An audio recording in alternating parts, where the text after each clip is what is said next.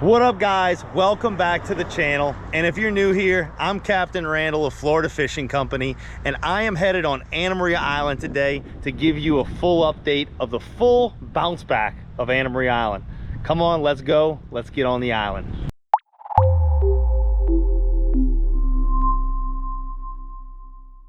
All right, so one of the biggest concerns out of people when they come down here is, what do the beaches look like?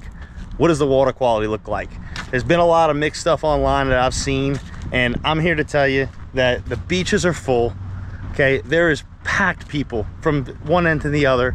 The weather's beautiful. It's fall, but it feels like, I don't know, September. It's beautiful, and the parking lots are absolutely jam-packed. So if beach was one of your concerns, or water quality was one of your concerns, it's something you definitely don't have to be worried about. The fishing is absolutely incredible because of the water quality. It looks like it did back in the spring, before all this summer stuff, before we got this poor water quality from the first storm. The first storm, we had to dump a bunch of sewer water out because we were flooded, and you know, it really messed up the water quality a little bit, and all that's been flushed out. Mother Nature did its trick. So if you're worried about the water, you're worried about the beaches, I'm here to tell you they're in great shape and look amazing right now. All right, guys, so I'm over here at Ginny and Jane's, one of the places that a lot of people asked me about in the last video, and they're not open yet. Okay, I'm gonna show you the good with the bad. They're not open yet, but they will be open in December. So after December, they will be open. They're in there working hard right now, and will be open soon. But as of right now, as of right before Thanksgiving, when this video is coming out, they are closed. December is their shoot for date to be open here. All right, so today I spent the day looking up and down the island, trying to find the worst eyesores I could find. And the stuff I'm showing you right now is about as bad as I could find. So it's a little bit of stuff. It's probably coming out as we go, and they're picking it up as we go.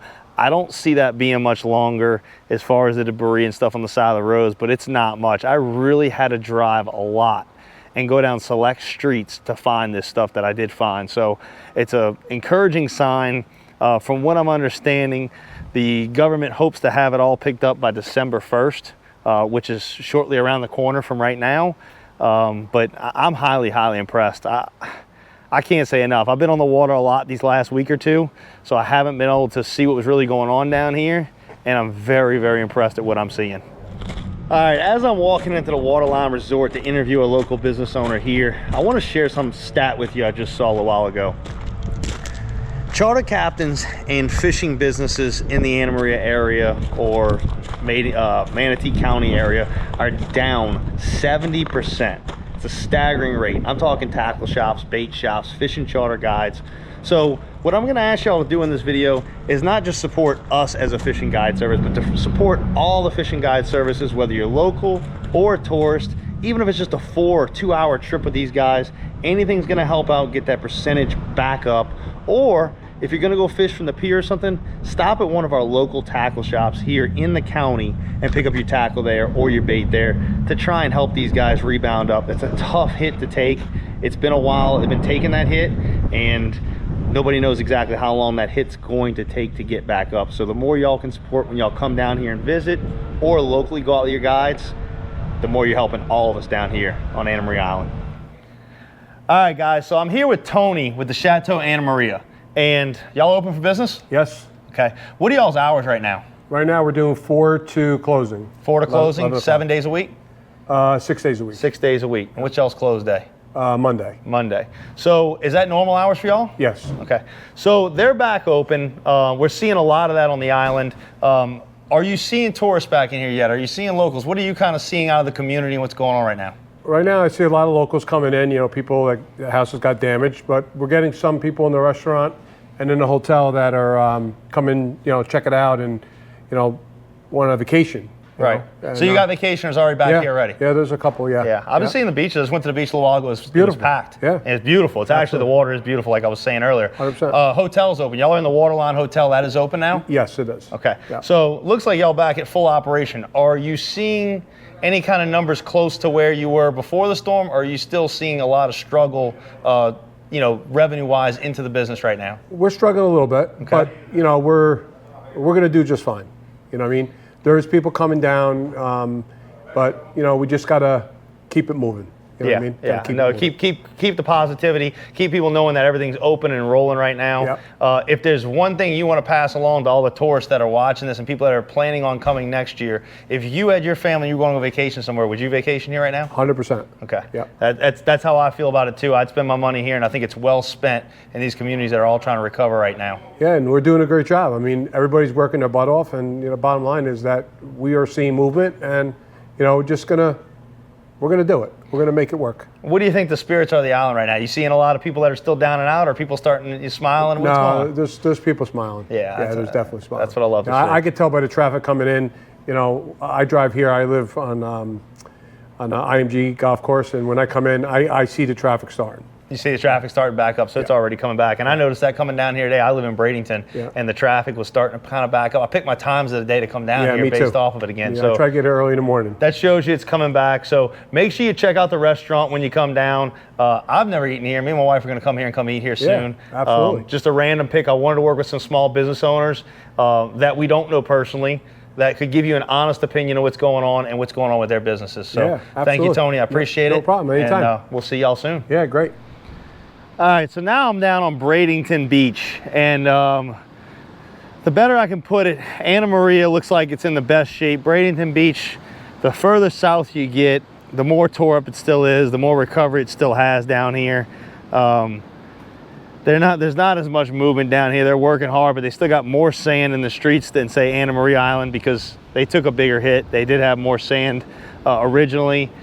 Beaches are a lot quieter out here, and it's a little more recovery down here. So Anna Maria definitely took it. The more north you go on the island, the better off the island took it than the more south you go.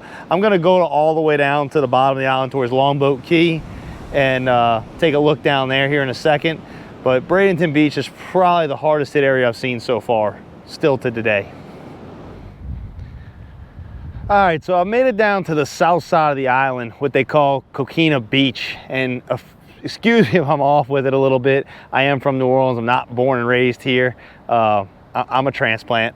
But it looks like this beach is fully open. It's been open a while down here. But everything in between Bradington Beach and this area is closed. They have a huge sifting project going on right now, to where they're cleaning all the sand and replacing it on the beach and remaking all the dunes right now. I don't have a timeline on how long that'll be in between these two areas, but with the amount of workers that are out there and the speed at which they're moving at, the amount of trucks that we're seeing coming in and out of there, I don't see that project taking too much longer to finish up here. I would say looks like about a 30-day project. So got beaches open basically on both ends of the island.